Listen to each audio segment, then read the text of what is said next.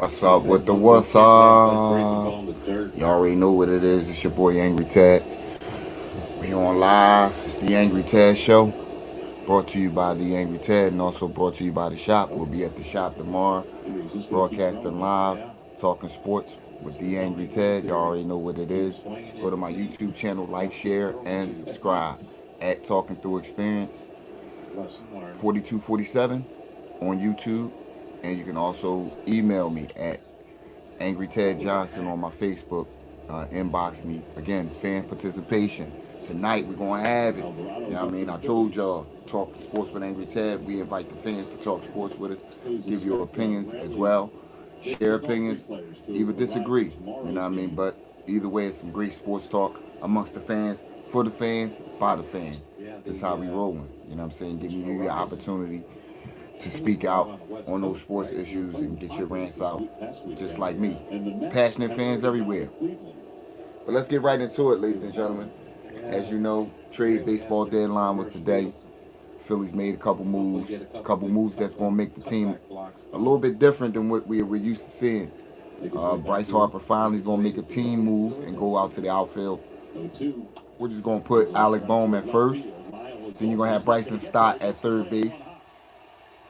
And then you're going to have the new shortstop coming in to take Bryson Stott place. We got a guy from San Francisco. Um, Another player, man. Like I mean, another guy that's been around the league, that's been everywhere pretty much. That's been all over the league. It's pretty good hitter for his position, but again, like I said, um, the Dodgers got richer.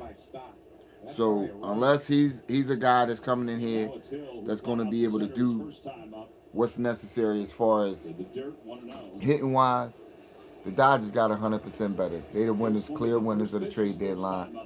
Getting the pitcher, Scooble. Um, it's pretty much it's like an arms race in the MLB. You know what I mean? It's like a literal arms race, and the team with the most money is going to win the arms race. And right now, the team with the most money is the Dodgers, which is probably why we're going to have an MLB strike because they're trying to implement a cap. Which, when you see shit like this, ah. I'm not one, I'm not one to bitch and moan and complain if teams can get what they can get. If you got the money to spend it, spend it. I'm all for that. But again, in Major League Baseball right now, the Dodgers are on another playing field than everybody else, and the league is starting to see that it's pretty much unfair.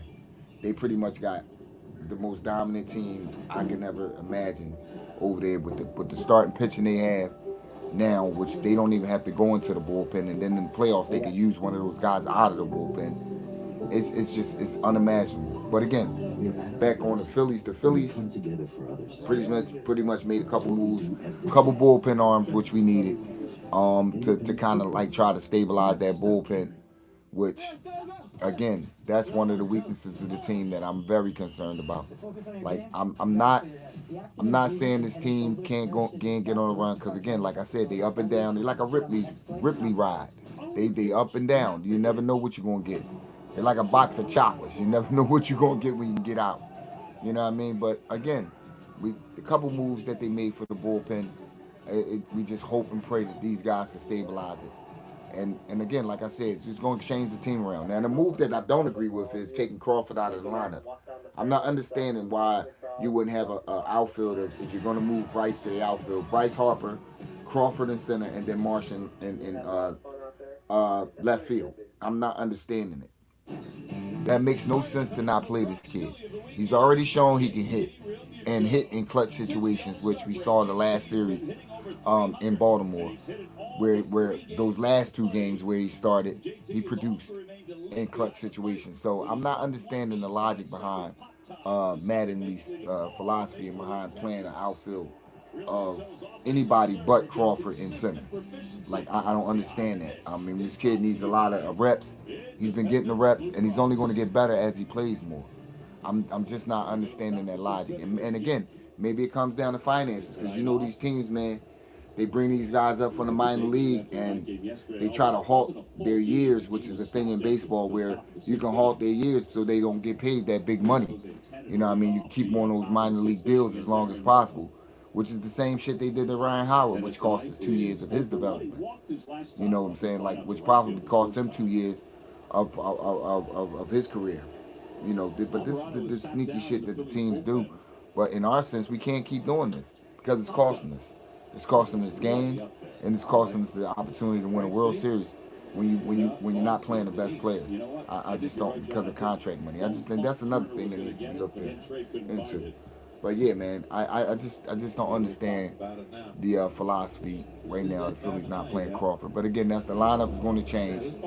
And I'm hoping that it's for the better. Right now, I'm not even going to lie. Like with the Phillies right now, it's just I'm going to root and I'm going to watch, but I can't emotionally invest in them. I can't.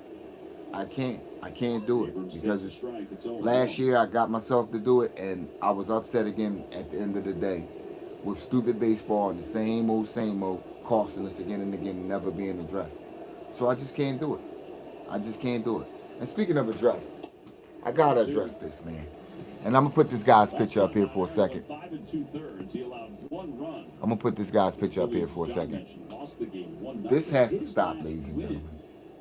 This guy right here, and I'm putting him up here. For those of you who don't know who he is, he's Elliot Shore Parks. I'm sure you've heard of him. Daily News fame. Yeah, I'm giving him a plug right now. When it's all good, WIP comes on in the afternoons with Ike and Spike. And this guy is the ultimate embarrassment in media of Philadelphia. And unfortunately, he's starting to be what is a representative of mainstream media in Philadelphia that covers our sports teams. And I'll say this, and this is why I say this, ladies and gentlemen. This guy right here has the most asinine and does the most asinine thing that I can ever think of from a media member. He literally goes down to the training camp and watches training camp and keeps stats on a fucking practice game. We are not even competing at 100% level with pads on. And even when they do have pads on, they're working on things, which means mistakes are allowed and should happen so they can be corrected. So you can sharpen whatever game plans that you plan to implement for the season up so they can be ready to go week one, opening game in the regular season. But if you have media members like this jackass that sits there and reports on stats like this and gets, well, I call it media rage bait. This is the new thing now. And it's taken over the media in Philadelphia. And it's guys like him. Another one is Marcus Hayes. And there's others. Spike Essin just did it the other day when he tried to rage bait people in them with his Sixers take on LeBron. But this jackass right here, this dude, every year he pisses me the fuck off because he sits there and he counts stats of the quarterback. It like this guy's not learning a new system first and foremost. It's training camp. None of this shit is going to count. Nobody's losing, nobody's winning, and it's about getting better. But instead, you got dickheads like this on the sideline, comes back, and instead of reporting on health, which one is important? How many of the guys made it through the day? Secondly, the technique that these guys are using to get better. Thirdly, the core base of a Mannion's offense. What do you see? What is the core base? Is he running more shotgun? Or is he running any shotgun? Is he running a lot of under the center plays, which is being reported by other media members, which I love to hear. See, this is the shit we want to hear. We don't want to hear Jalen Hurts went 20 for 25 and 5 touchdowns in a fucking practice against his teammates. I just want someone who's easy to be with, makes me feel safe. Who each side knows the playbook. Is that too much to ask? If they see each other enough in this training camp, which they are, they're gonna know what they're doing to each other. Like it's insane. It's insane, and it has to stop. It's almost like this medium has taken on the identity of, okay, they're not ready to change. They're so used to these teams being dog shit that they're used to reporting and getting in clickbait and being able to see negativity about the team. And of course, because we're not liking what's going on, we're gonna feed right into it. They're so used to that. But now you don't have these things to say about this team because they're actually doing what's necessary to try to put a good product out there. So instead of reporting on that, they have to find little shit And it's irritating. It's not good reporting. This is why you need to come holler at your boy. See me on Tuesdays and Thursdays live. Also Mondays again. Like I said, we're gonna have fan participation. We're gonna have fans being able to join the show and talk and give their opinions on sports on the daily sports topics of the day. This is what we doing. This is what we doing. We giving the fans a chance to do their thing because everybody likes to talk sports. And why not talk sports with Angry Ted? But again, this guy right here, ESP, who I just had his picture up, and I'll put that up for those who haven't seen it. This gentleman right here. This is exactly why Philadelphia media, amongst mainstream media, gets clowned. This is why they can take their shots at our sports teams in our city. Because clowns like this is reporting bullshit instead of reporting the shit that the fans want to hear. Again, you don't think it's more important for us to know what's going on with Jonathan Grenard's injury and in depth of what's going on, or trying to find out what's going on with that, as opposed to reporting how many passes Jalen Hurts threw in a fucking practice? Like, come on. What are we doing? What are we doing here? What are we trying to accomplish here? I mean, is it the media that loves to see these teams lose because it gives them a story to write? Now I understand, from a perspective from those media members that take it as they don't fuck with the teams and they're just doing it as this just their job. Understandably so. They don't have an invested passion in it, so that's fine. But to those who claim to have an invested passion in the collective winning of these sports teams, and then to see the successes of all four right now, even the Phillies, who right now losing 3-0 to the Washington Nationals as part of the course. But even the Phillies, with making the playoffs, actually getting us to football season like we used to expect them to. You know what I'm saying? Like, this is what we're reporting. Trying to rage bait the fans. Trying to scare the fans. Oh, the offenses are looking good. Oh. It's a new fucking offense. If they came out and blazed in training camp and then week one stunk the joint up, what does it fucking matter in training camp that they played well? We worry about the wrong things. This is why we have the right quarterback at the right time for the right media. Because he shuts shit down and says what we all need to understand. And that's not only in sports, that's in life. Keep the main thing the main thing. And in this situation, the main thing for the Philadelphia Eagles is winning Super Bowls, winning games, not putting up a bunch of gaudy stats in a practice session so the reporter can go back on his media soapbox or his channel or whatever and sit there and say, oh, wow, the offense looked great today.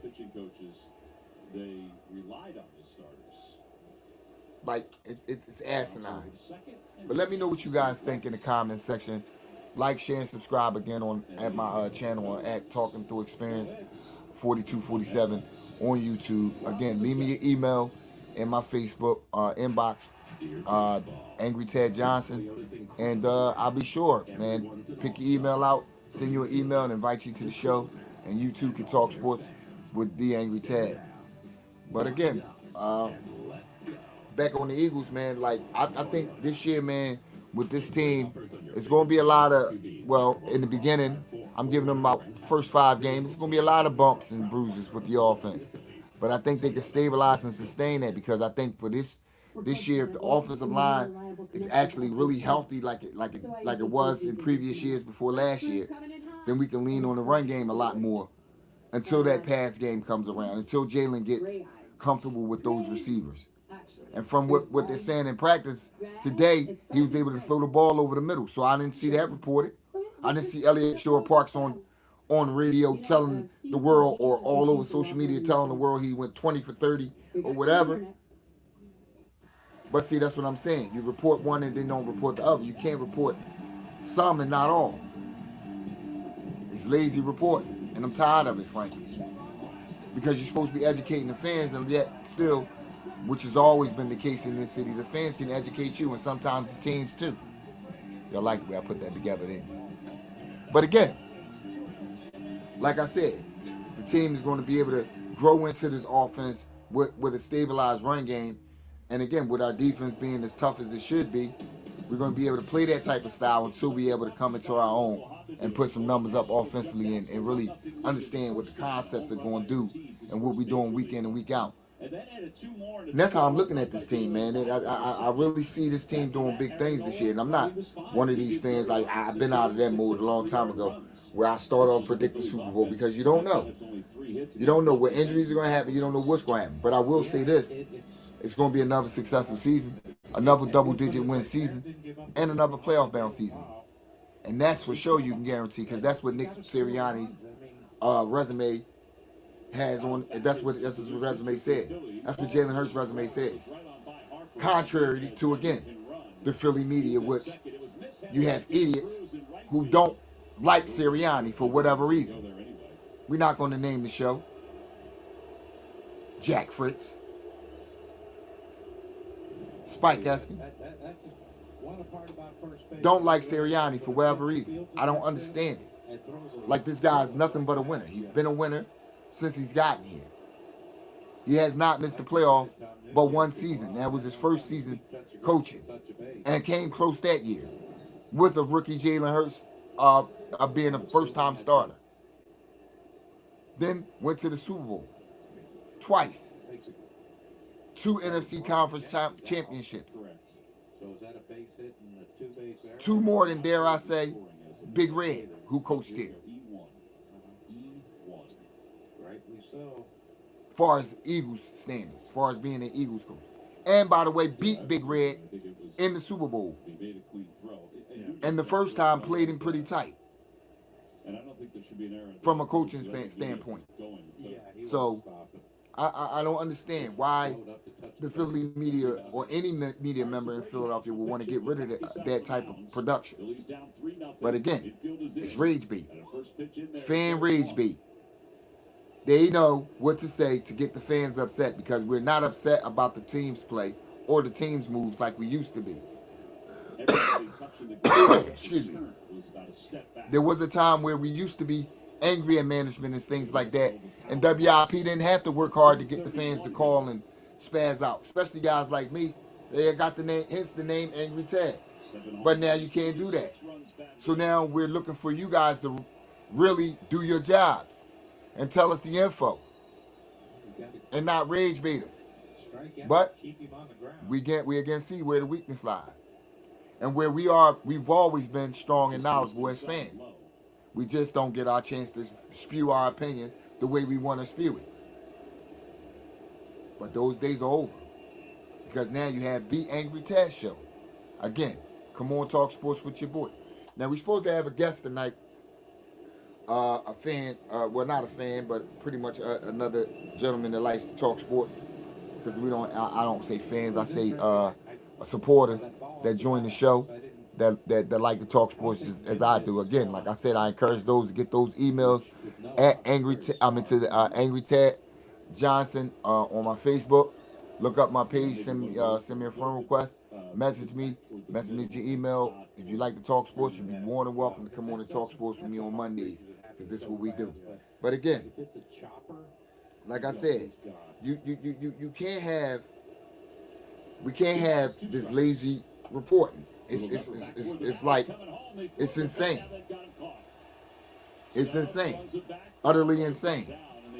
Like, these guys, they go out and they give us information about shit that doesn't matter about the team when they have the most access, which is insane to me.